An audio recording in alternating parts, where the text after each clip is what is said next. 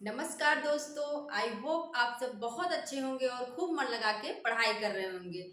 दोस्तों, आप सभी को पता है कि हम भारतीय युग पढ़ रहे हैं और अगर पूछता है कि भारतीय युग की सबसे बड़ी विशेषता क्या है, तो उस समय राजभक्ति और राष्ट्रभक्ति दोनों था। और एक सबसे बड़ी विशेषता जो है वो क्या है, समस्या समस्या पूर्ति क्या है। उस समय जो है समस्या पूर्ति वाली विशेषता सबसे ज्यादा थी। समस्या पूर्ति में क्या होता था कि एक अंतिम लाइन दे दी जाती थी। जो आंसू कवि होते हैं वो क्या करते थे, उस कविता को पूरी करते थे। अंतिम लाइन दे दी जाती थी और उसके आगे कविता करके लिखना होता था। उसी में से एक आते हैं अंबिका दत्त व्यास भी, और एक प्रेमघन भी हैं।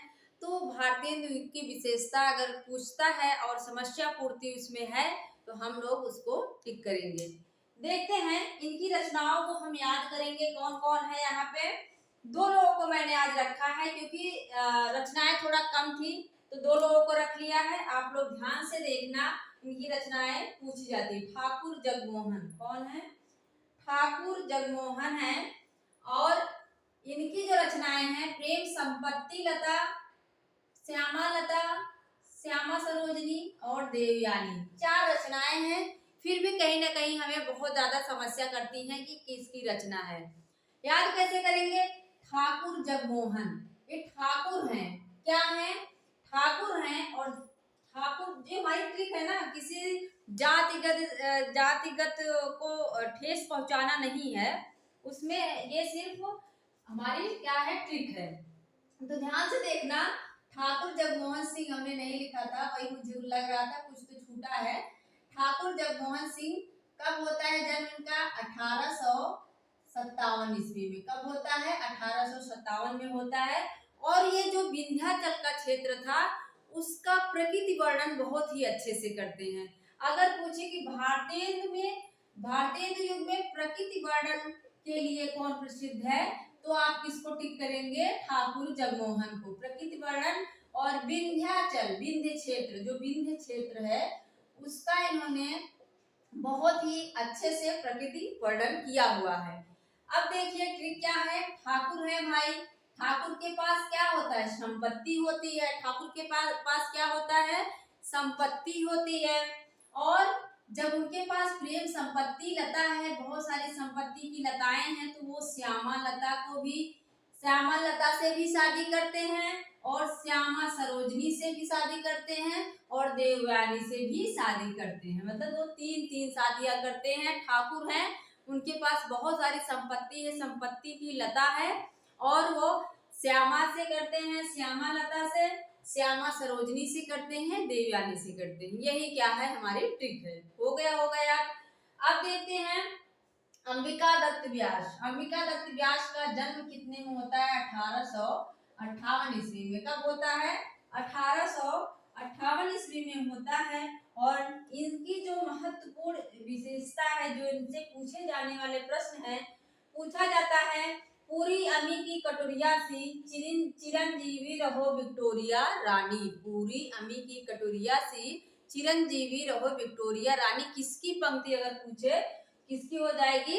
अंबिका दत्त व्यास की। और इसी पर इनको क्या मिला था? सुकवि की उपाधि।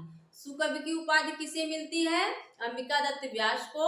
और किस पंक्ति पे मिलती है? तो यही पूरी अमी की कटोरिया वाली पंक्ति पर इनको ये उपाधि मिलती है। और दशरथ बिलाप जो है इनकी खड़ी बोली में एक कविता है। क्या है?